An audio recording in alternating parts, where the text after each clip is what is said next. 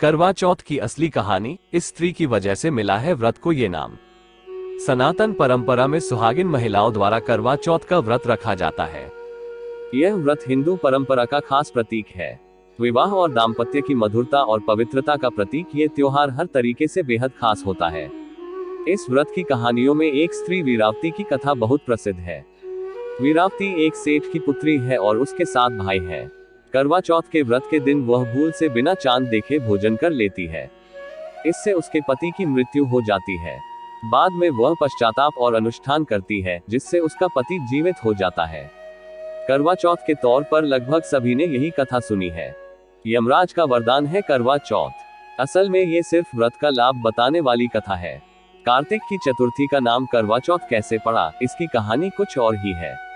असल में ये करवा नाम की एक दूसरी स्त्री की कहानी है, जिसने सावित्री की ही तरह अपने पति के प्राण यमराज से बचा लिए थे। तब यमराज ने करवा को उसकी पति श्रद्धा देखकर वरदान दिया था कि इस विशेष दिन को तुम्हारे नाम के व्रत से जाना जाएगा और जो स्त्री ऐसा व्रत करेगी उसका अखंड सुहाग बना रहेगा। तब से ही करवा चौथ व्रत की परंपरा चल पड़ी है। जानिए करवा चौथ की असली कहानी। एक प्राचीन स्त्री की कहानी। प्राचीन समय में करवा नाम की एक पतिव्रता स्त्री थी। वो अपने पति के साथ नदी किनारे के एक गांव में रहती थी। उसका पति वृद्ध था। एक दिन वो नदी में स्नान करने गया। नदी में नहाते समय एक मगर ने उसे पकड़ लिया। इस पर व्यक्ति करवा करवा चिल्लाकर अपनी पत्नी को सहायता के लिए पुकारने लगा। करवा पतिव्रता स्त्री थी।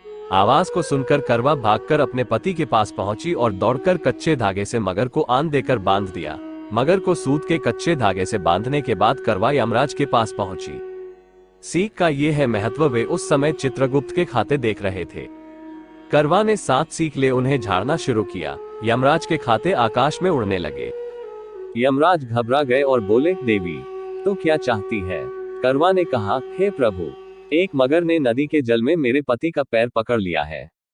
उस मगर को आप अपनी शक्ति से अपने लोक नरक में ले आओ और मेरे पति को चिरायु करो।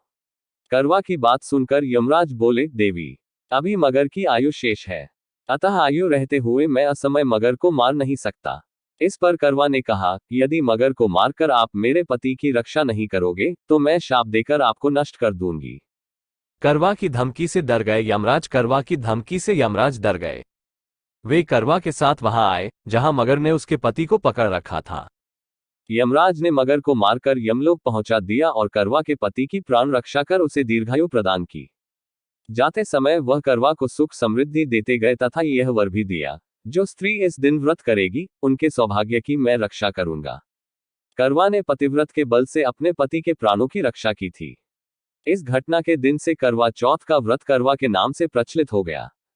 जिस दिन करवा ने अपने पति के प्राण बचाए थे उस दिन कार्तिक मास के कृष्ण पक्ष की चौथ थी। हे करवा माता, जैसे आपने अपने पति की प्राण रक्षा की वैसे ही सबके पतियों के जीवन की रक्षा करना।